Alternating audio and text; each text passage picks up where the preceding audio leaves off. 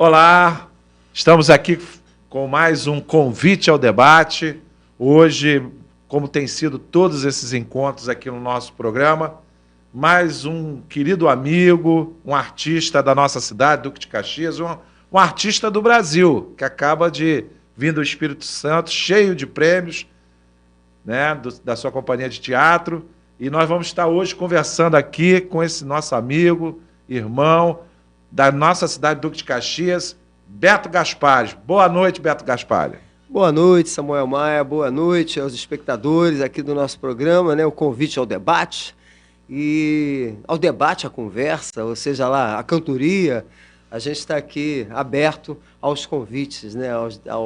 aos papos. Eu acho que desde a juventude, né, a gente aprendeu que é conversando que a gente se entende, então nós estamos aqui para isso. E para não perder o costume de saudar, vamos saudar o grande Sargentelli, seu filho Sargentelli Filho, com Saravá, que é o nome do programa que lançou Sargentelli, que a família cedeu para a gente como uma gentileza, e agradecê-los.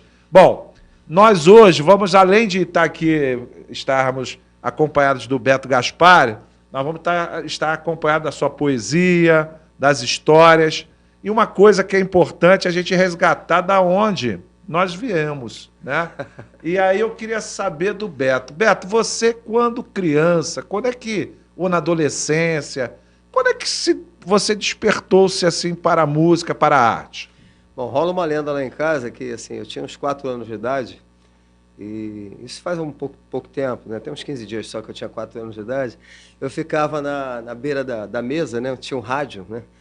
E aí eu ficava ali cantando as coisas junto do rádio ali, já com 4 anos de idade, sei lá pela 1967. E naquela época tinha os festivais da televisão, né? Já rolavam os festivais, onde toda essa galera de quem eu tenho uma influência muito grande, né? Já foi surgindo ali Chico, Milton, Caetano, Gil, e eu sempre curti muito essa onda, né? Meus pais gostam muito de música, nenhum dos dois é musicista, nenhum dos dois estudou música, mas gostam muito de música. Papai seresta, né, seresteiro, onde parava, via um violão e parava para ficar ali curtindo.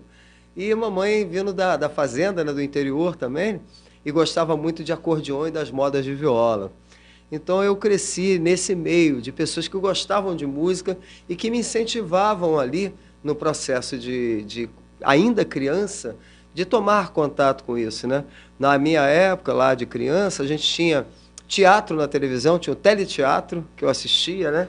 E tinha concertos para a juventude também, que rolavam na televisão. Então, esse universo musical sempre ficou muito na minha cabeça. E eu falo muito com os meus alunos hoje, tudo, né, que você vê de audiovisual tem música de alguma forma.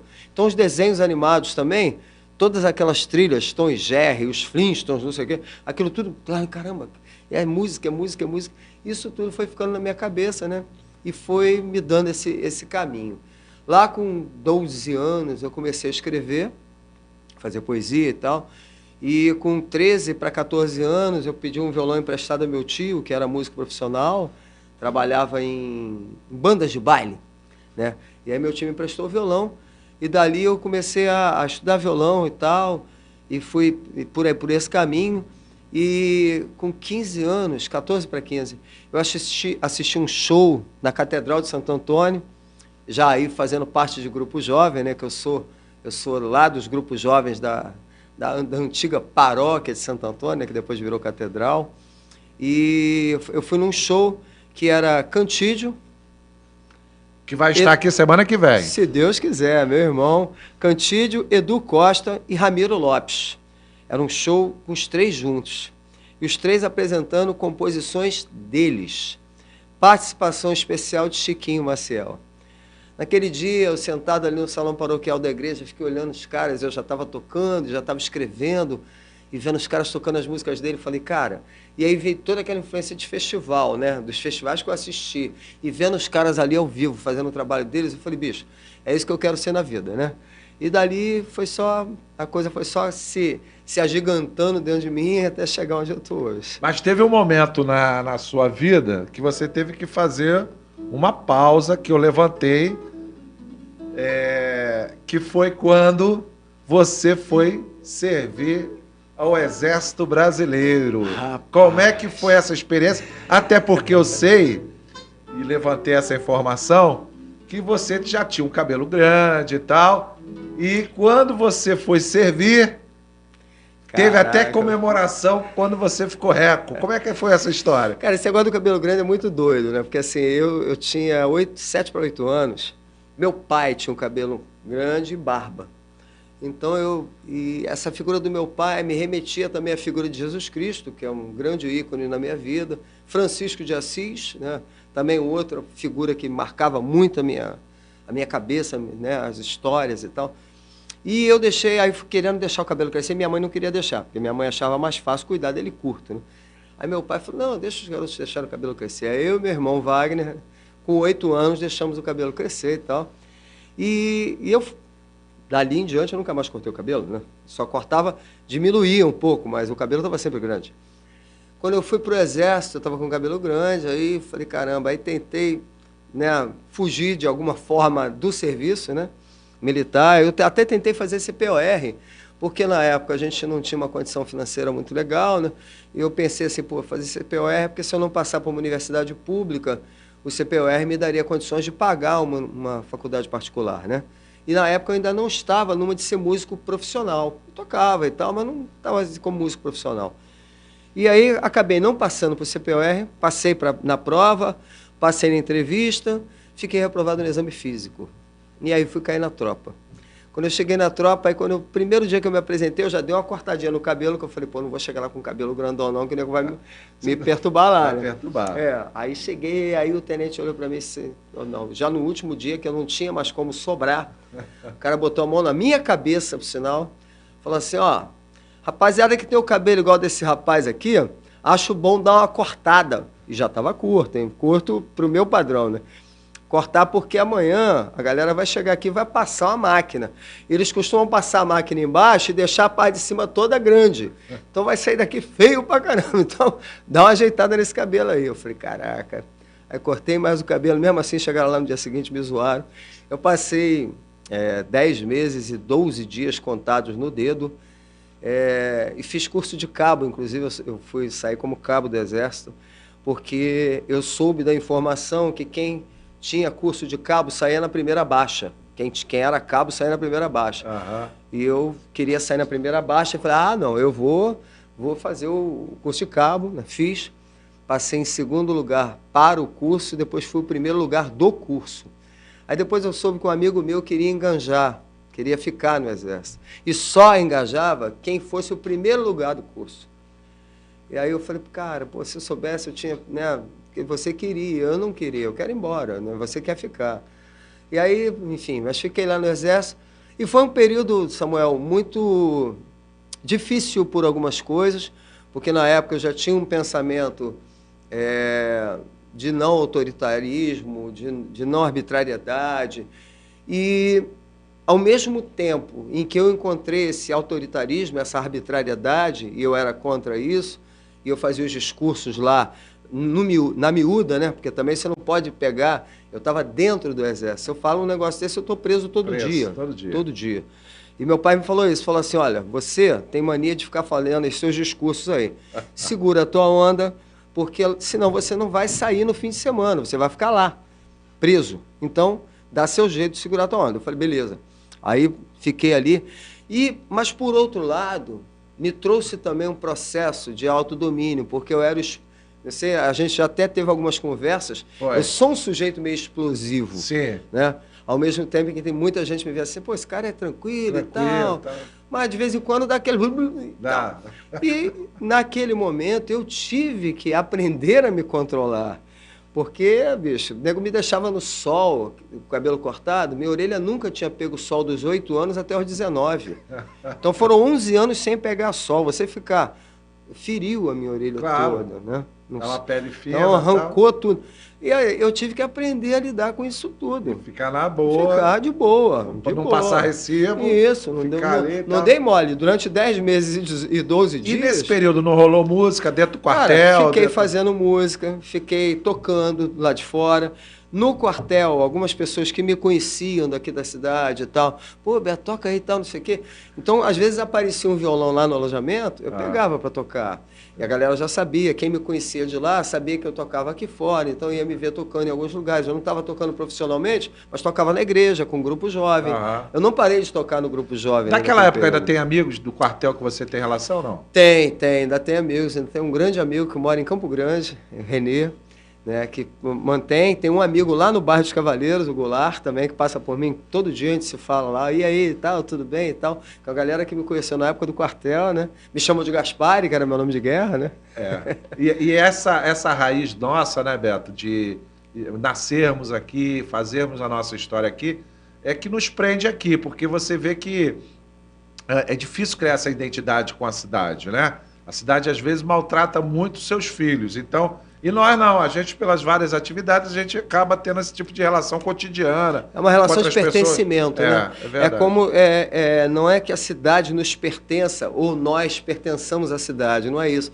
Mas é uma situação de você olhar assim, poxa, eu andei nessa cidade, às vezes eu fico andando aqui em Caxias e eu falo assim, caramba, a cidade que eu conheci está tão modificada, mas ela continua sendo a cidade onde eu estou, onde eu sou, né? Às vezes as pessoas, você... Não, eu sou de Duque de Caxias, eu faço questão de dizer que sou de Duque de Caxias, que eu moro em Duque de... Você continua morando? Continuo morando lá. As pessoas ficam... Eu percebo, Beto, que por conta da nossa biografia que nós construímos, quando nós falamos assim, eu continuo morando em Caxias, muita gente fica assim, ué, ele não mudou? Ele não foi para outro lugar? Eu vivi essa situação, foi engraçado. Eu não vou dar o nome do santo. Esse nome do santo fez a carreira dele, está muito bem e tal, mas há 40 anos saiu de Caxias. Só vem aqui para os seus interesses.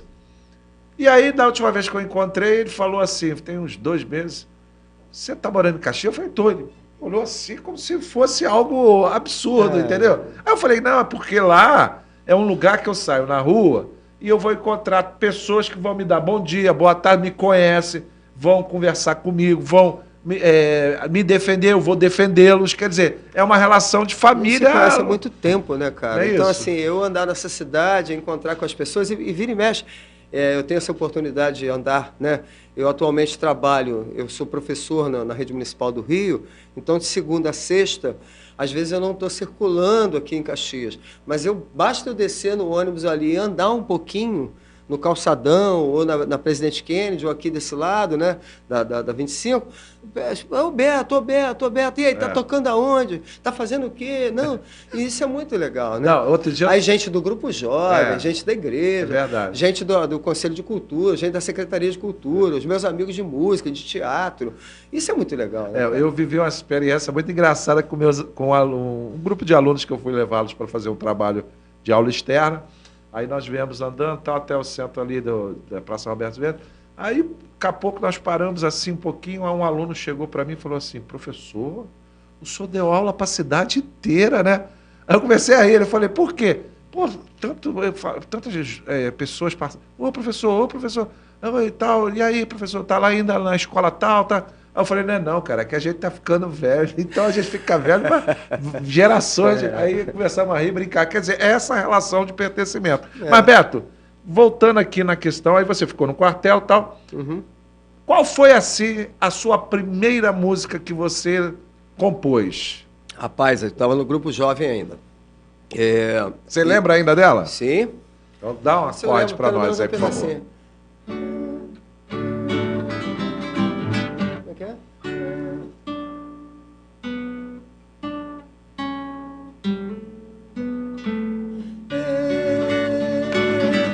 Venha ver porque nesse país só se ensina o ABC.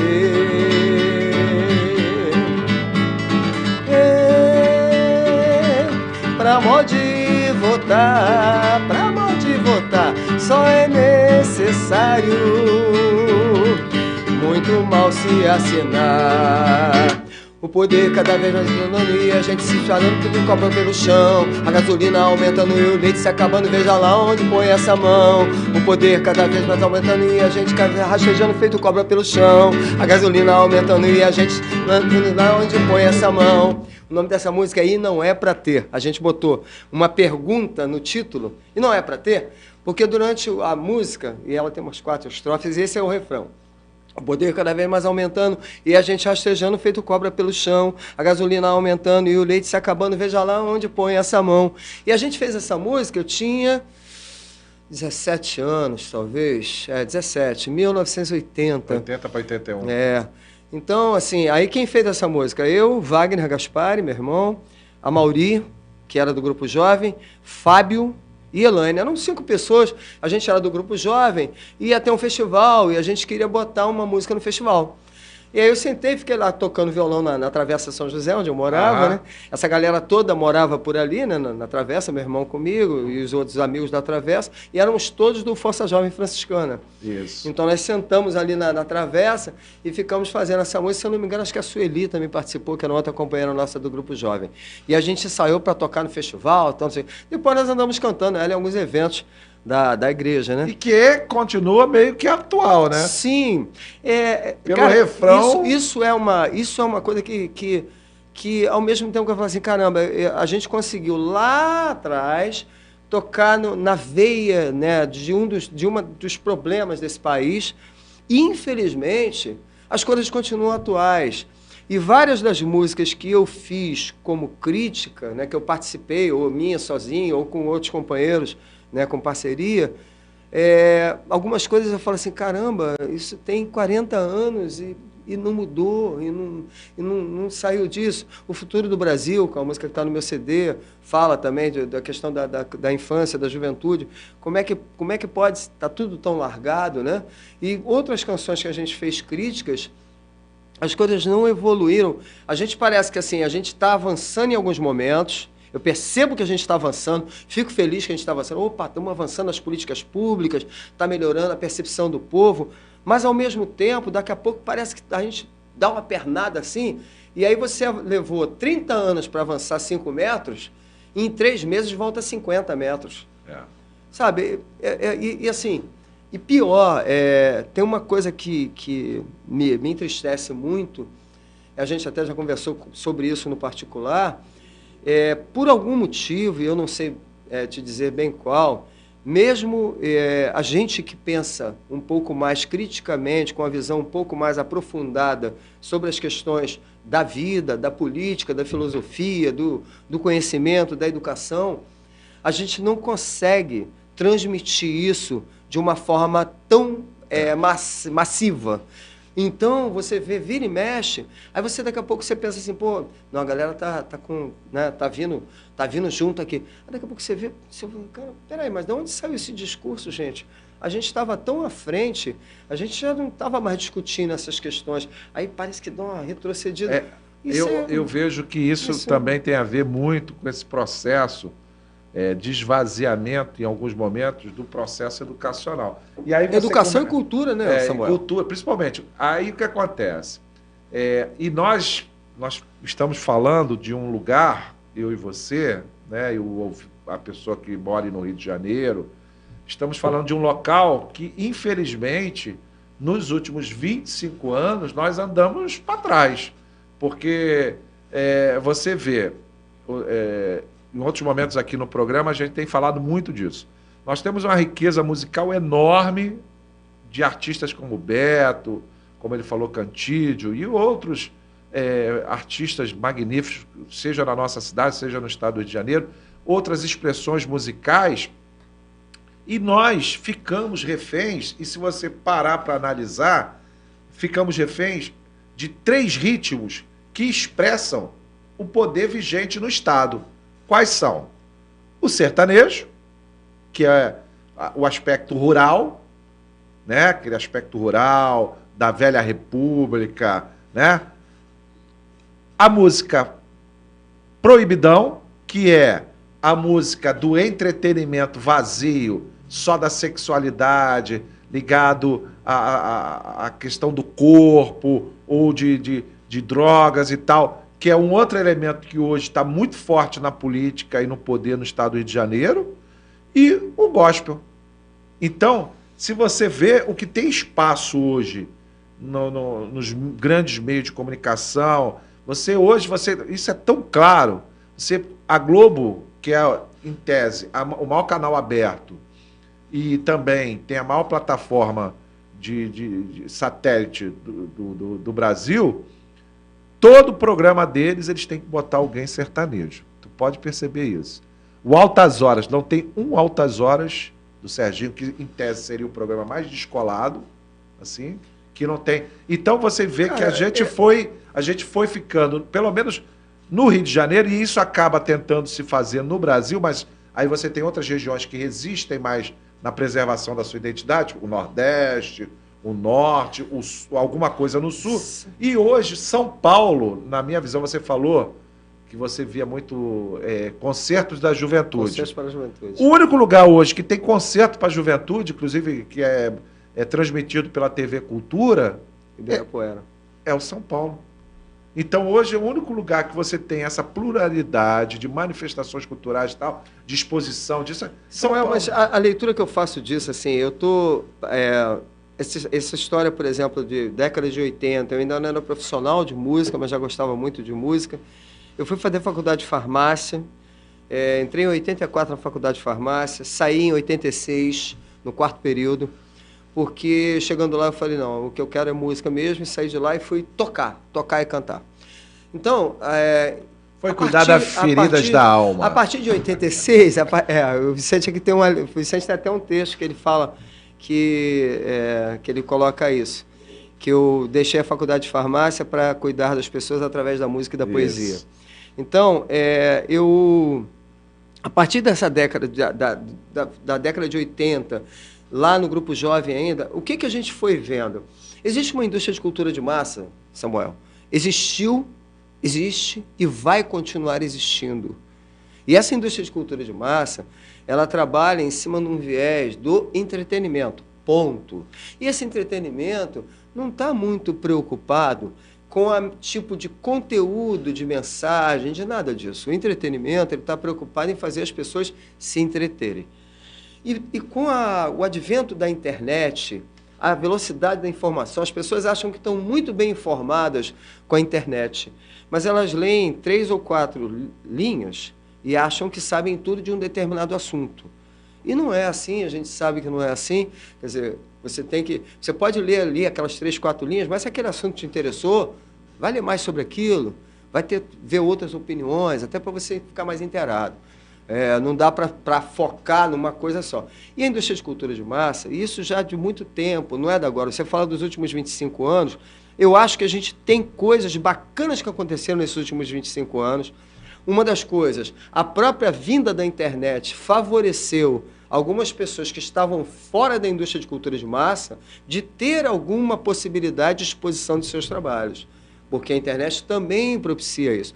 Só que, até para isso, você tem que ter um mínimo de organização, né? Você tem que ter um mínimo de... E aí, por exemplo, pessoas como eu, que já não estão tão atualizadas nas linguagens e tal, precisa de ter a juventude chegando junto para até nos orientar. De verdade mesmo, estou falando de coração. Orientação mesmo dessa galera mais nova, porque eles entendem mais dessas linguagens do que nós. Né? Então, a indústria de cultura de massa, ela tornou essa coisa do entretenimento uma coisa muito forte. Quando eu estava lá atrás, ainda tocando na noite, tentando colocar as minhas músicas, era mais difícil do que é hoje, Samuel. Porque a gente tinha que gravar um cinturão no estúdio. Para você gravar o cinturão era uma fita desse tamanho, que você tinha que pagar aquela fita, você pagava o estúdio, você pagava tudo, e você ia para lá e gravava tudo ali, não tinha edição, para fazer edição, você tinha que cortar a fita em tesoura, os caras faziam aquilo um trabalho artesanal, então era difícil pra caramba. Certo. E era caro. Era caro. Tudo era muito caro. Muito caro. Hoje as coisas se tornaram um pouco mais viáveis, economicamente falando. Mas a gente continua.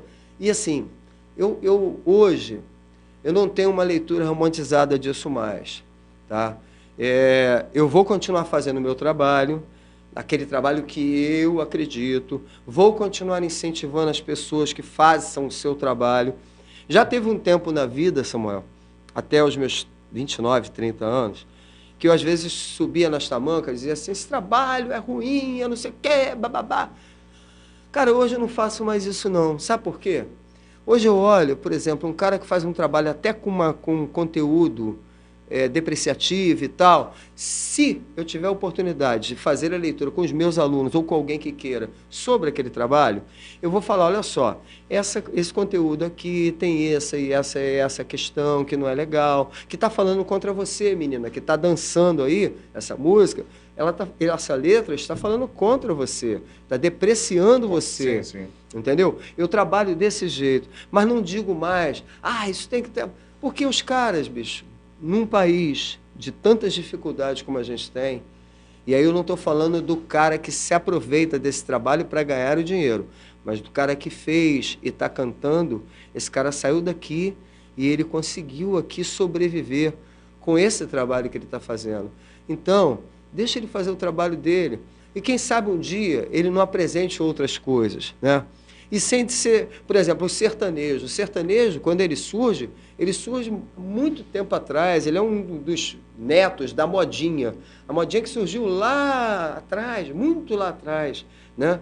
Então a modinha surge, depois ela vem evoluindo. E o que a gente chama de sertanejo, ele acontece no Brasil inteiro, não é só no Rio de Janeiro. Veio do caipira, né? Do caipira. Veio do caipira. Então começou a falar das coisas do rural ali, e hoje, infelizmente, as letras basicamente só falam do quê? Dos amores que não deram certo e que o sujeito vai acabar enchendo a cara para curar os amores dele.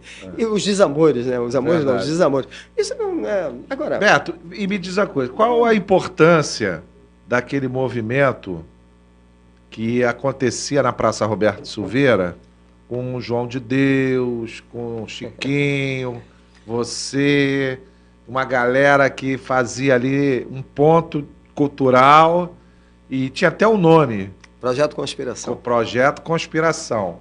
Como é que surgiu o Projeto Conspiração e aonde isso fez com que tivesse assim, esparramou-se talentos aí a partir daquilo ali? Cara, assim, o Conspiração, existia uma galera que parava na Praça Roberto Silveira, na década de 80. Isso. Meados da década de 80. Fui muito lá. Que era a galera do Mário Fumanga, Paulo Kamikaze, Eduardo Ribeiro, né? A galera circulava ali, André de Oliveira, né? Essa galera circulava ali e depois eles criaram o imaginário periférico, foram fazendo um monte de coisa. Alguns foram para poesia, outros foram para o teatro, outros foram para as artes visuais. Esparmos. Né? Que era uma galera meio riponga ali. Zé Eusébio, que estudou comigo. Zé Eusébio, inclusive, já faleceu, achou meu amigo de Duque. Né?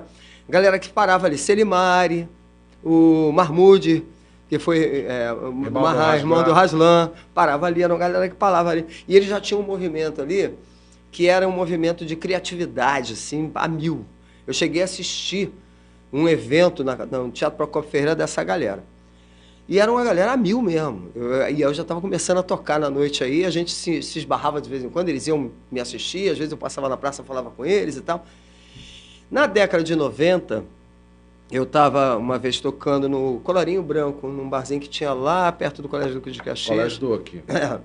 Aí estava sentada uma galera que ia também no MEC e tal, na época que eu estava no MEC, tinha me assistido no Armando Melo, uma galera que já de vez em quando ia me assistir. Eu estou lá tocando e estou vendo aquela galera reunida ali e tal. Aí desci, quando acabou o show, desci e fui conversar. Não, porque fulano escreve, Beltrano escreve, Ciclano escreve. Aí eu falei, pô, gente, por que a gente não faz um sarau? Por que a gente não bola um sarau? Pô, sarau é legal, porque a gente chega lá... Eu falei, a gente pode falar poesia, a gente pode dançar, a gente pode falar de teatro, a gente pode falar de música. Vira um projeto livre. E tinha, na época, não sei se você lembra, que era lá no Rio, o Maitá para peixe e tal, não sei o quê, né? Que era uma galera... Quem era o Chacal que fazia. Chacal que fazia um negócio meio livre também, meio tribuna livre para todo mundo lá. A gente resolveu fazer uma tribuna livre aqui. Começamos no Armando Melo. E resolvemos botar o nome de Projeto com Inspiração. Né? E quando você fala isso rápido, vira conspiração, de conspirar. E por que projeto? Não, vamos fazer um grupo? Não, vamos fazer um projeto. O que é um projeto? Um projeto é um negócio que nunca está pronto. Você está o tempo todo em construção. E vem gente, vai gente, vem gente, vai gente. E não é de ninguém. Ah, é o Beto, não, é o João. Não, era todo mundo ao mesmo tempo e agora. A parada era meio essa. Todo mundo, vamos fazer. Então era muito assim. A gente foi para o Armando Melo, ficamos um tempo no Armando Melo. Aí depois o Armando Melo não pôde mais nos receber, por questões de agenda lá. Fomos para onde? Na Praça Roberto Silveira. Aí na época o secretário era o professor Estélio Lacerda, né? O subsecretário era o Andrezinho, André Viana. Andrezinho, tal, não, pode, tal. Não, vamos fazer. Aí conversaram com a guarda municipal, pediram para deixar a gente fazer ali naquele espaço que tinha a entrada da prefeitura ali. Entrada da prefeitura. A gente botava ali uma caixinha de som, um microfone, espalhava papelão pelo chão para a galera sentar. Era isso. E a gente ficava ali declamando poesia. Aí tinha João de Deus, eu chamava João de Deus, e o Vicente falava muito que o João era uma espécie de duende, né? Porque o João movimentava, tinha a alma do negócio. Aí Chiquinho Maciel vinha. Aí vinha Cantídio, veio Luca cantar, aí o pessoal do Conspiração, Simone Oliveira, Heloísa Mendonça, Stanley Neto, que surgiu no Conspiração, depois Stanley foi ser um grande saxofonista, Stanley é um grande músico, né, que tocou até com roupa nova, Natalino Neto, que hoje está na França, tocando contrabaixo e compondo na França, né, gente que passou ali pela Conspiração e dali foi galgando outros caminhos. Patrícia Santana, que começou com a gente fazendo Conspiração, hoje é artesã, artista visual também. Então tem muita gente que surgiu ali e se viu. Tem gente que lançou livro ali, tem gente que continua escrevendo a partir daquela ideia do Conspiração. Então ele realmente funcionou do jeito que a gente queria. Ou seja, um lugar propício para que as pessoas... Inclusive o lema era... Como é que é? Não deixe seu... O João falava isso sempre no microfone. Não deixe seu poema na gaveta, não deixe seu talento na gaveta. Venha para cá, mostre a tua cara. Isso. Né? Então era isso. Agora, eu estava no último programa... Isso a gente ficou de 94 até 2001, 2002, ainda aconteceram projetos do Projeto Conspiração. O inicial foi quando? 94.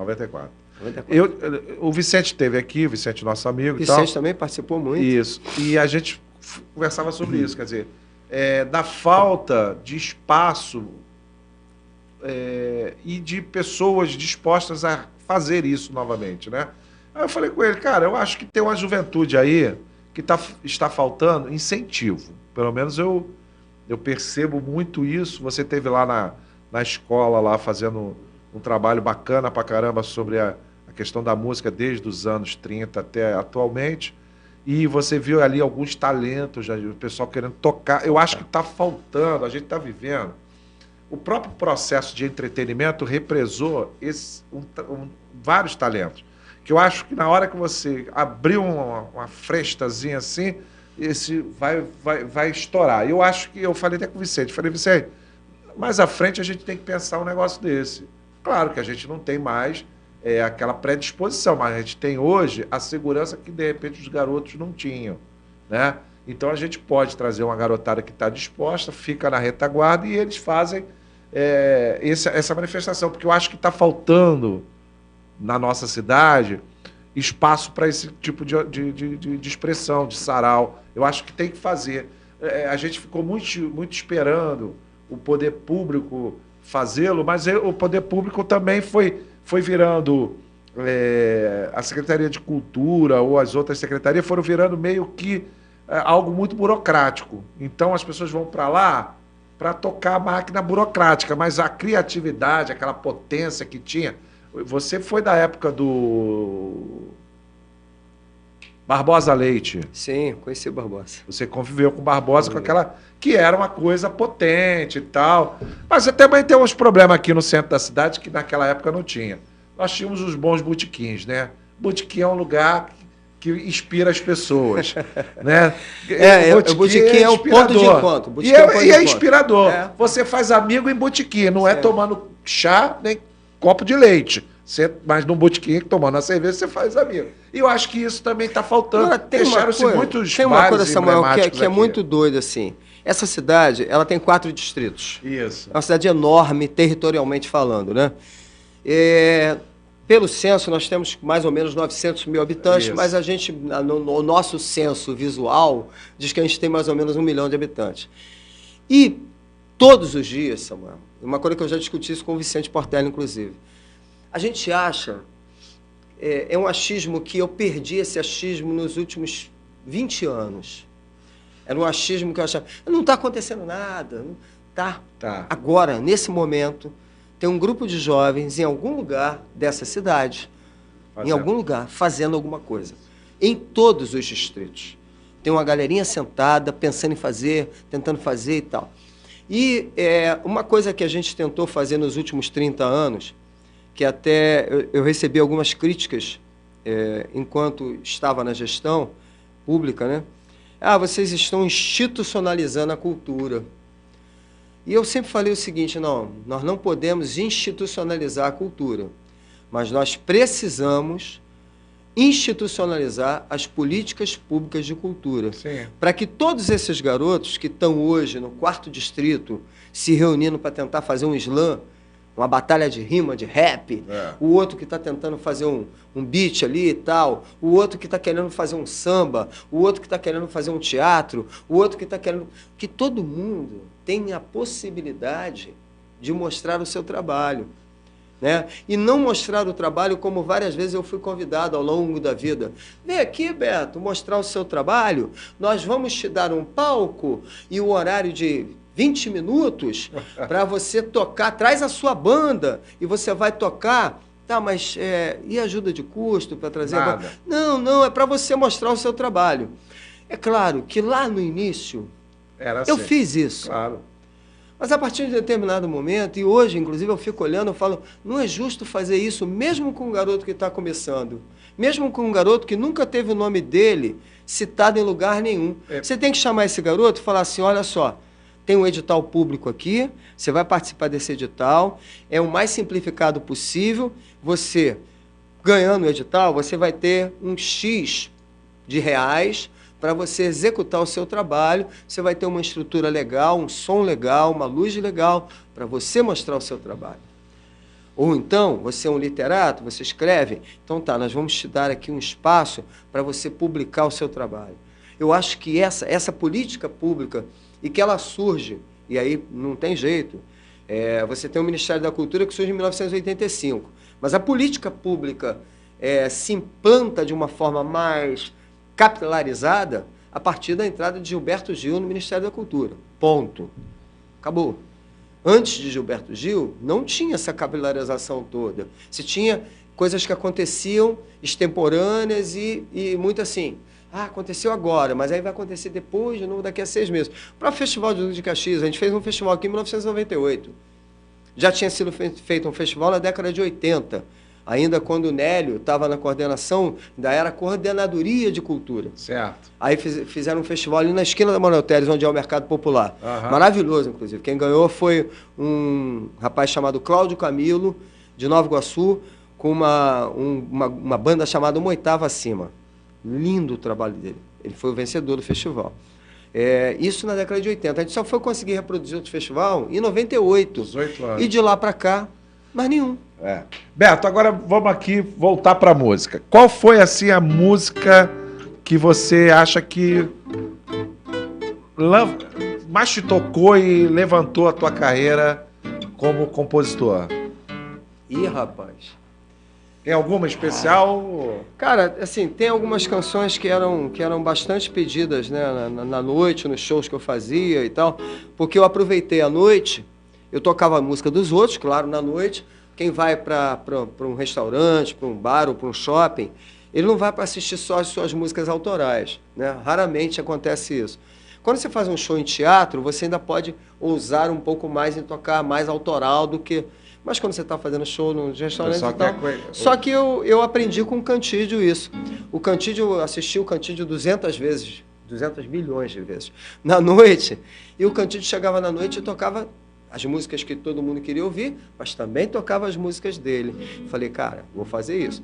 Então tinha músicas assim, tem uma música que, uma parceria minha com o Ricardo Barbieri, a segunda música do CD das Águas, e que era muito pedida na noite, né? Eu toquei muitas vezes, Não sei nem se cabe tocar agora, mas vamos lá. O nome da canção é Veia, uma parceria com o Ricardo Barbieri.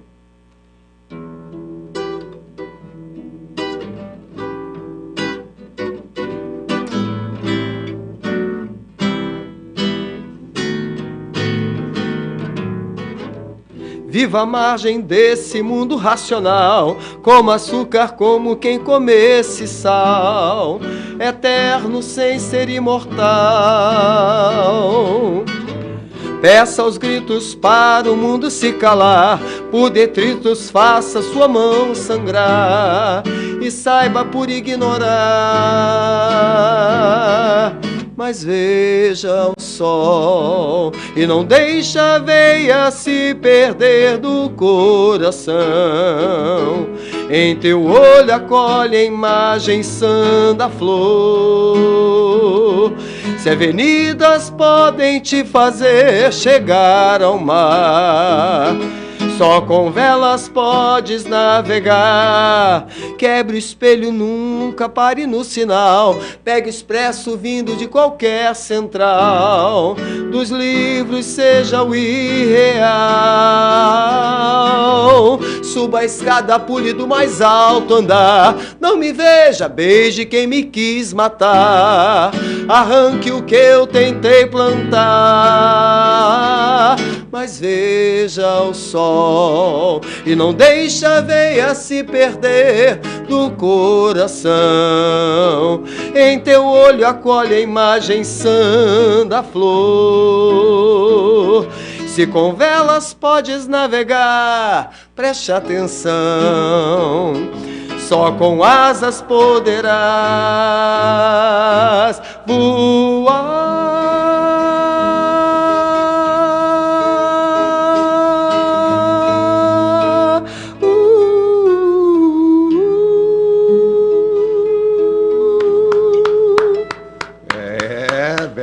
Essa música tem arranjo lá de Ricardo Barbieri, tem guitarra de Serginho Meirelles no disco, né? No CD tá isso, o disco, eu ainda chamo CD de disco. Somos desses. E Beto, me conta uma coisa. Com relação ao teatro, como é que aconteceu o teatro? Porque você está numa companhia há 2 décadas, pelo menos. Como é que começou esse seu envolvimento? Conta a história dessa companhia de teatro. Pois é, cara, eu comecei a tocar profissionalmente em 87. E quem me levou para tocar profissionalmente, quem me deu o primeiro emprego, quem me chamou para o primeiro emprego, foi o meu grande amigo Carlinhos Lima, percussionista, que toca comigo desde 87. A gente tem 36 anos tocando juntos. E Carlinhos, um dia, né, ele sabia que eu tinha largado tudo, largado o emprego, largado da faculdade, e eu andava pela cidade dando aula particular, porque meus pais, muito gente boa, todo mundo me entendeu pra caramba. Mas meu pai, vou te dar uma ajuda, tal. Mas eu já morava na casa da minha mãe, meu pai já me ajudava, porque eu morava lá na casa deles e não pagava luz, não pagava água, não pagava aluguel, não pagava comida. Enfim, já era uma grande ajuda, né? Eu vou te dar uma... Eu falei, não quero ajuda, não. Eu vou, já que eu fui para esse caminho, vamos... E eu andei um tempo, né? Aí eu não tinha trabalho ainda, eu andava para lá e para cá dando aula particular. Eu saía, às vezes, daqui do centro de Caxias para dar aula particular na Vila São Luís a pé, porque eu não tinha dinheiro para pagar a passagem. Então eu ia lá, dava minha aula particular e tal, aí pegava aquele dinheirinho e já dava o dinheiro para voltar. Aí voltava. E Carlinhos um dia falou assim, Beto, tem uma prima minha que tem um barzinho lá no Araruama, você não quer tocar lá, não? Eu falei, quero. Como é que é lá? Não, a gente toca. Eu falei, Carlinhos, mas eu não tenho som. Não tenho... tem sim, Beto. Aí peguei uma caixinha de som Stanner que eu tinha, microfone de plástico, amarrei. Vambora. Aí Carlinhos me levou para o bar da prima dele. A gente tocava de 8h30 até as 4 da manhã, aproximadamente. Jesus. Era um negócio de doido. E aí o povo ia da canja e tal, não sei o quê. E dali Carlinhos me levou também para os Justinos. Ele falou, pessoal dos Justinos, Arnaud, Lena Antelo, Ivanovic, eles fazem um som lá. Eu, eram os 4, a gente faz um som sábado e domingo, mas eles querem um som na sexta e os meninos não podem tocar na sexta. Tu não quer pegar na sexta-feira comigo? Aí eu faço com você e tal. Falei, beleza. Aí fui tocar com o Carlinhos. Numa dessas apresentações nos Justinos, o Carlinhos virou para mim, Roberto, tem um amigo meu que é de teatro, você já deve conhecer ele. Ele está precisando de alguém para fazer as músicas e tocar e cantar no teatro. Eu falei, pô, legal. Aí ele falou assim, tu não quer pegar, não? Eu falei, claro. Quem é? Não, Ediélio Mendonça. Eu já tinha assistido Ediélio Mendonça no teatro, né? O grande mentor do teatro em Caxias. Eu falei, cara... Aí, pô, cheio, né? Assim, né? Mas aí cheguei lá e aí Ediélio, você compõe para teatro? Eu falei, claro, nunca tinha feito. Mas, falei, não, vamos lá, né? Aí peguei o texto e tal, enfim, comecei no teatro também em 87. Aí fiz parte do grupo Sol a Sol, depois fiz parte com Guedes Ferraz, do TSC, aqui no Teatro Armando Melo, Guedes Ferraz como diretor. E o Guedes lançou aí muita gente também. Hoje você tem a Flávia Lopes, que foi aluna do Guedes. Isso. Reinaldo Barreto Lisboa, e ela Márcia hoje é professora da Universidade Sesgran Rio de teatro. Quer dizer, uma pessoa, tem outros também. Tem muita gente. Porque o Ediélio, a gente costuma dizer, a gente brinca, né? Na Companhia de Arte Popular, que é onde eu estou hoje, eu estou na Companhia de Arte Popular desde 99. A companhia tem 26 anos, a companhia surgiu em 97, eu entrei na companhia em 99. E estou há 24 anos lá, a gente brinca na companhia que o Ediélio é meio que o pai de todo mundo, né? Ediélio veio formou Paulo Renato, que já partiu, mas era um grande ator da cidade, um cara maravilhoso, um monte de gente que trabalhou. O Ediélio fez parte do Grupo Tal, que era o Teatro de Abertura Lúdica, o único grupo premiado com Molière na Baixada Fluminense. Esse grupo foi premiado em 77, se eu não me engano, com o prêmio Molière, de grupo. Esse prêmio foi criado para o grupo, porque eles tinham um espetáculo chamado Sacos e Canudos, que rodava por aí, falando das questões políticas, das questões sociais, né? E foi premiado pelo Molière naquela época. O Ediélio fazia parte desse grupo. Bacana. Então, o Ediélio vem dessa história. Eu começo a trabalhar com ele, trabalhei com ele no Sol a Sol, depois trabalhei com o Guedes no TSC. Aí fui trabalhando, né? E vai trabalhando aqui, trabalhando ali, até que eu fui ver A Incrível Peleja de Simão e a Morte, em 1997, já a Companhia de Arte Popular, recém-fundada. O Cesário, o texto era dele, e ele estava dirigindo. E aí eu fui ver, me apaixonei pela peça, né? Aí no final da peça eu fui lá, falar com o Cesário. Falei, Cesário, essa peça merece uma trilha sonora original, porque tinha uma trilha de músicas já conhecidas. Certo. Aí eu falei, pô, merece uma trilha sonora original. Aí aquele dia ele meio que, né, ouviu e tal. Não, tal, mas um dia a gente faz alguma coisa juntos e tal. Enfim, em 99, quando ele montou um outro espetáculo, chamado A Farra de Benedito na Terra de João Redondo, aí ele me chamou para fazer a trilha, e dali em diante eu estou com eles até hoje. Graças a Deus. E ganhando muitos festivais, prêmios. É uma companhia que roda o Brasil levando o nome da Baixada. Da cidade do Caxias. Né? E a galera pegando firme, muito tempo sem muito apoio, agora com esses editais e tal, né? Pegando... Eu lembro que em 2019, até 2017, a gente montava os nossos espetáculos, a companhia já tinha 20 anos, com dinheiro nosso. E principalmente o Cesário, que era o Cesário um dos fundadores da companhia junto com o Pedro. O Cesário, às vezes, precisava comprar alguma coisa e a galera não tinha o dinheiro, o Cesário tal, e depois a companhia ia pagando ele conforme ia apresentando, né? Mas nós não fazíamos livro de ouro, rifinha, para arrecadar dinheiro. Em 2019, nós nos inscrevemos num prêmio Selma do Coco, que foi do Ministério da Cultura. 2019? Não,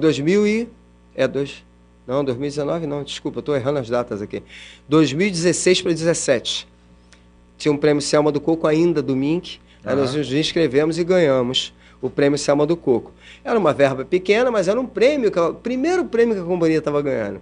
E depois nos inscrevemos no edital do SESI. Eu lembro até hoje, quando eu fui levar a documentação no SESI, aí a moça do SESI parou e ficou lendo, né, nosso portfólio. Aí falou assim, vocês nunca ganharam edital nenhum, vocês nunca foram patrocinados por ninguém? Eu falei, não. Nem na cidade de vocês? Eu falei, nem na nossa cidade. Ela falou assim, cara, é um absurdo, um portfólio desse, um monte de trabalhos realizados, prêmios, não sei o quê. Vocês... Eu falei, não, nunca ganhamos. Ela começou, a menina começou a chorar, cara, na minha frente. É mesmo? Aí falou assim, cara, assim, eu não sou parecerista do edital, mas eu espero muito que vocês ganhem. E a gente ganhou e conseguiu fazer uma montagem de um trabalho chamado A Rua que Cortava, que era até um pouco fora da nossa linguagem, né? Nós viemos na linguagem da farsa, desde a montagem, desde a fundação da companhia, até 2017. Em 2017, nós montamos Meias Verdades, que é um teatro mais realista, a gente chama de teatro mais realista, e em 2017 ganhamos esse edital para montar uma peça caminhando para o teatro do absurdo. Aí a gente se investigou nessas duas linguagens. E já em 2021, voltamos para a linguagem da cultura popular, fazendo o Brincado Romance de Flora e Valentim, que é o que nós estamos hoje com Infanto Juvenil. Ah, bacana. Beto, e me diz a coisa agora que acho que esse período agora, daqui para frente, né, que há uma grande expectativa na retomada de manifestações culturais. Eu queria te fazer uma pergunta. Está tendo esses editais todos. Legal. Importante, fomento, coisas que sempre falamos. Mas você não percebe que isso ainda está muito concentrado, não está espalhado nos territórios? Porque, o que eu quero lhe falar? Você mesmo fez questão de falar, olha, nós temos 4 distritos, temos não sei quantos bairros e tal. Não há uma ausência de um planejamento para você cobrir este território, semanalmente que seja, final de semana, com atividades e produções culturais que venham despertar a população e as novas gerações para outras manifestações culturais? Você não vê que ainda há uma visão muito centrista que há aqui no 1º Distrito ou no centro do Rio de Janeiro? Ou seja, não há aquilo que, por exemplo, eu tentei, busco fazer lá onde eu trabalho, que você foi na escola, de levar para aquela galera, aquela juventude, coisas que eles não conhecem, que eles adoram. Quando eles conhecem, eles ficam apaixonados. Quer dizer, é falta de oportunidade de eles conhecerem. Mas você não percebe que existe ainda essa falta de planejamento? A gente está falando de cultura. E, infelizmente, existe uma cultura centrista, tá? Mas não é desta cidade ou daquela cidade, é uma cultura do país. O nosso país tem essa cultura. E muitas vezes até é uma cultura que faz com que valorizemos mais aquilo que é exterior do que aquilo que é nosso, tá? Só que isso vem sendo quebrado, e cultura, você não consegue modificar uma cultura de uma hora para outra, né? Eu acho que isso vem sendo modificado a partir da história do Doim Cultural.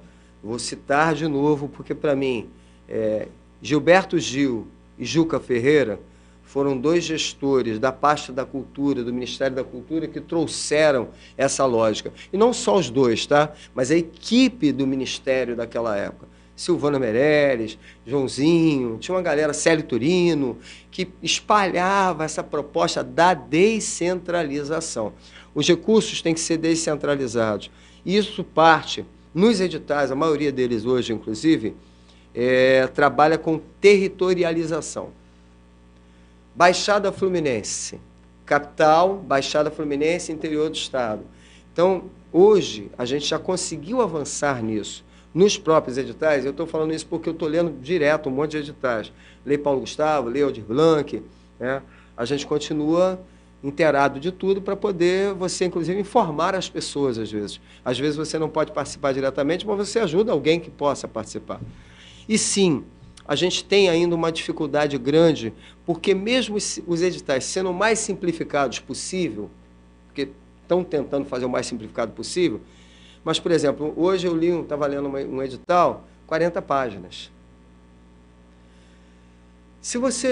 Houve um momento em que havia os escritórios de apoio às produções culturais. Então, eu era um produtor, eu era um fazedor de cultura aqui do 4º Distrito, eu podia ir a um escritório, que aqui na nossa secretaria mesmo, nós tivemos um momento que tinha uma equipe de 3 profissionais que recebiam as pessoas lá para dizer, olha, o que você está pretendendo fazer? Não estou pretendendo fazer isso. Então tá, olha, isso aqui é isso aqui é aquilo, isso aqui é aquilo, isso aqui é aquilo, isso aqui é aquilo. Traz a sua ideia que a gente vai contribuir para você.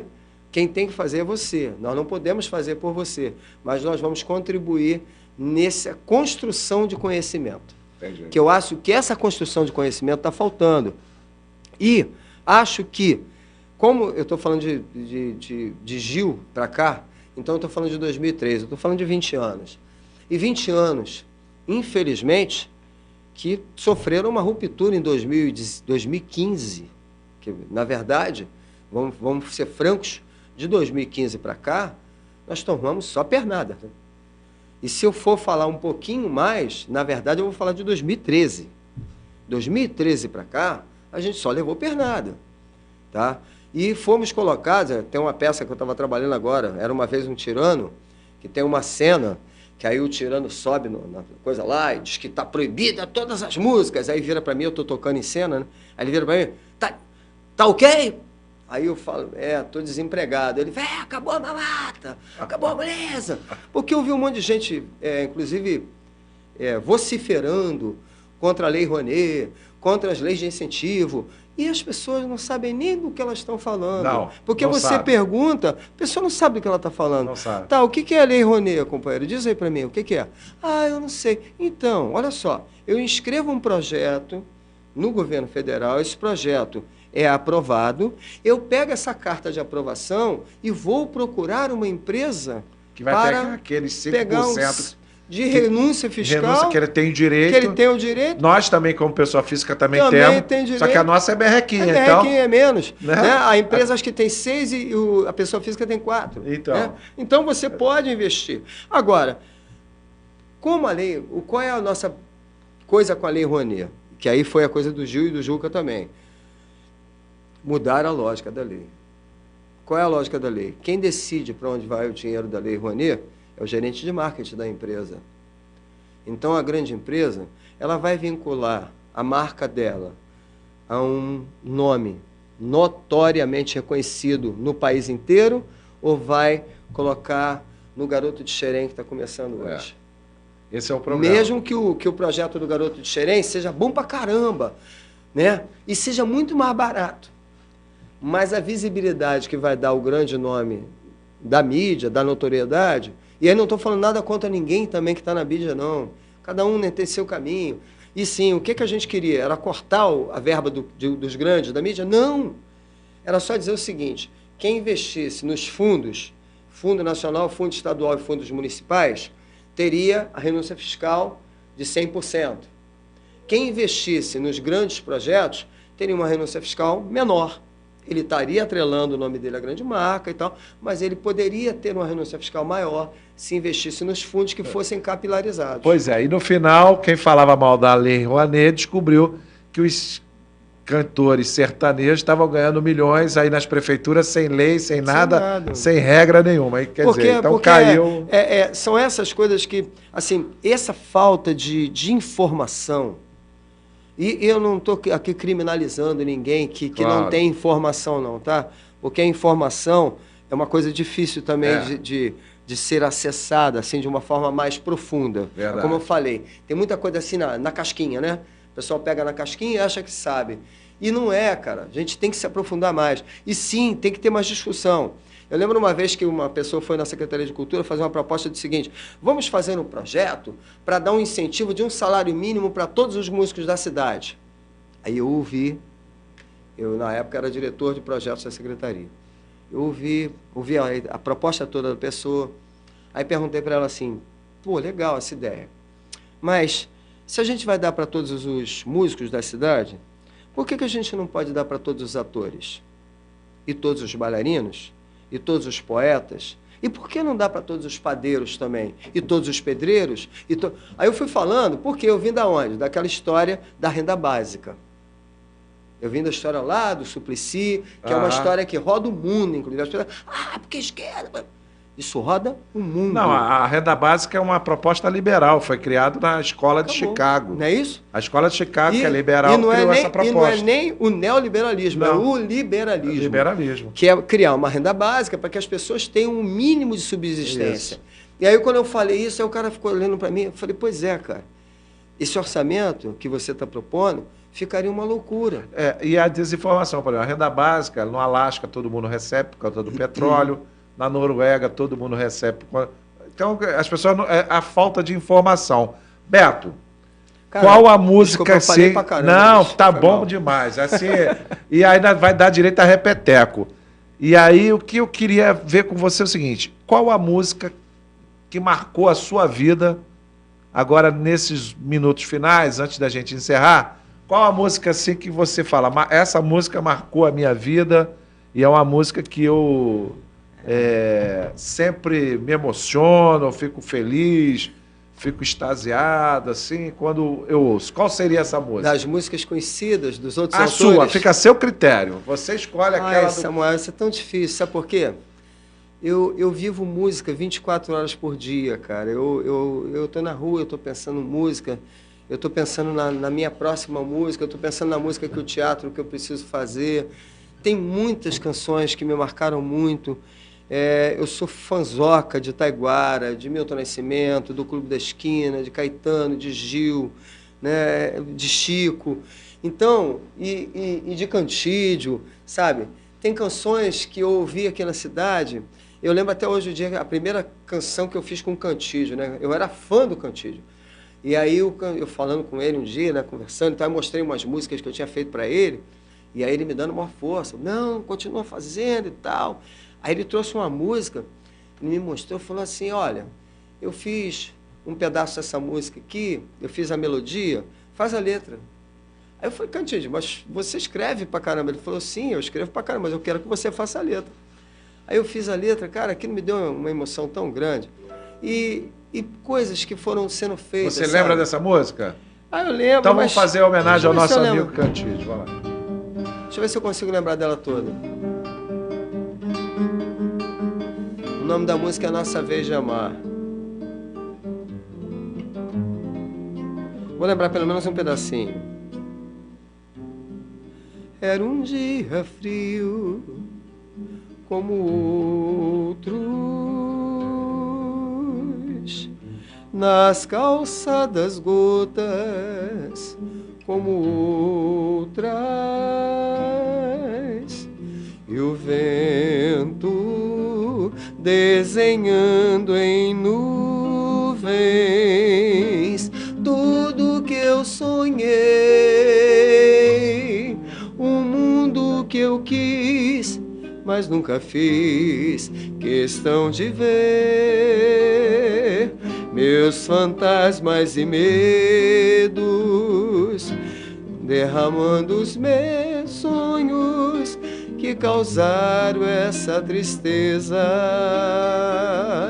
Naufragaram meus olhos num impulso demente da janela fechar. Nesse dia eu vi, como em outros, pensamentos partos como outros, que deram luz a vários caminhos, e eu me levantei, abri todas as portas, decretei a minha lei, ao sorriso e às rosas, as crianças brincando, ao sol brilhando sobre elas, todo mundo na rua declarando crescente a nossa vez de amar.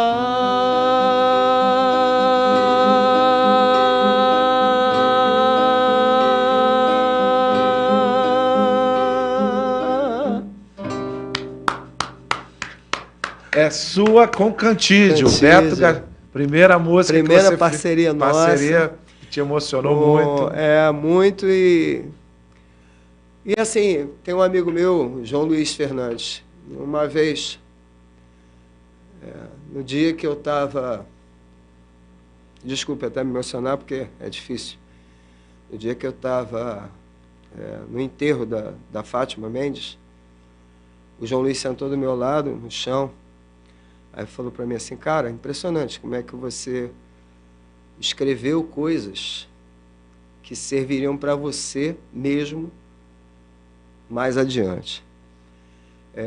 E recentemente passei, né, perdi a minha filha Flora, e aí eu fico cantando essas coisas aí. Naufragaram meus olhos no impulso demente da janela fechar. E às vezes o desejo é esse, né? Fechar a janela e ficar sentado dentro de casa. Mas aí daqui a pouco eu me levantei, abri todas as portas, decretei a minha lei ao sorriso, às rosas, às crianças brincando e ao sol brilhando sobre elas. Todo mundo na rua, declarando crescente a nossa vez de amar. Porque a vida vai continuar seguindo em frente, essas coisas todas são aprendizado para a gente, né? A gente aprendeu isso ao longo do tempo e vai continuar aprendendo, se Deus quiser, e continuar semeando, né? Aquela história assim, não importam quantos ventos ou quantas tempestades virão, mas as flores vão continuar nascendo e a gente vai continuar semeando, semeando, semeando, até que um dia nasce o jardim. E nós estamos semeando, né? Nessa trajetória com Beto, com tantos artistas, com esse projeto do programa Convite ao Debate. Beto, a Fátima Mendes foi a sua primeira esposa, sim, que foi muito amiga da gente. Eu era vizinho dela, da Fátima, lá na Vila São Luís. Pessoa maravilhosa, que deixou a sua história maravilhosa. Eu lembro, a Fátima foi acho que a primeira pessoa em Caxias a ganhar no Baú da Felicidade um carro. Um carro. Exatamente. Né? E aí, pô, a Vila São Luís não tinha nada, a Chacria não tinha nada, só tinha barro, lama, vala a céu aberto. E ficou aquele caminhão rodando com aquele carro tal, e a Fátima lá junto tal. Foi um evento, né, cara, do bairro lá, ela ganhou, Vila São Luís. Ela ganhou 0 quilômetros. 0 quilômetros. Era um Fusca, se não me engano. Era um Fusca, do Silvio Santos. E a Fátima, gente maravilhosa, deixou aí a sua história. E agora a Florinha também, mas desencanta, porque o encanto continua e você está nessa missão. Na verdade, Beto... Tá lá a Patrícia, né, a mãe de Flora, e Maria seguindo a vida e tal. A Patrícia, maravilhosa, artista plástica. E a gente vem desde a época de grupo jovem, né, do Carisma Franciscano, foi lá que a gente se conheceu. E isso é meio que uma missão nossa, né? Sim. Tanto é que a gente né, os moicanos que vieram de longe. Beto, a gente está chegando quase no final do programa, queria te agradecer a tua participação, foi um momento de muita alegria, de emoções, né? De lembranças, vai ter um repeteco, porque tem muita história ainda para contar, mas você já fez assim um roteiro da história dos anos 80 até agora, dessa parte cultural da cidade, que às vezes não é falada.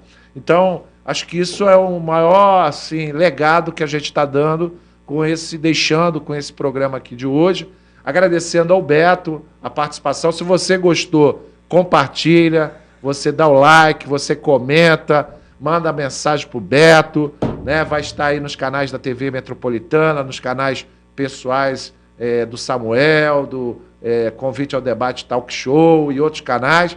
E aí você participa e nós vamos estar, semana que vem, com o Cantídio, né, que é o parceiro que emocionou aqui com a primeira música, com a música que o Beto fez. Grande parceiro. Isso. E para a gente chegar ao final, né, do nosso programa, a gente deixa a critério do Beto qual a música que ele quer encerrar e agradecendo a vocês a participação e a audiência. Cantou uma música de teatro da Companhia de Arte Popular, o Maracatu de Santo Antônio, que a gente foi premiado, inclusive, agora com trilha sonora lá no Festival de Guaçuí, no Espírito Santo.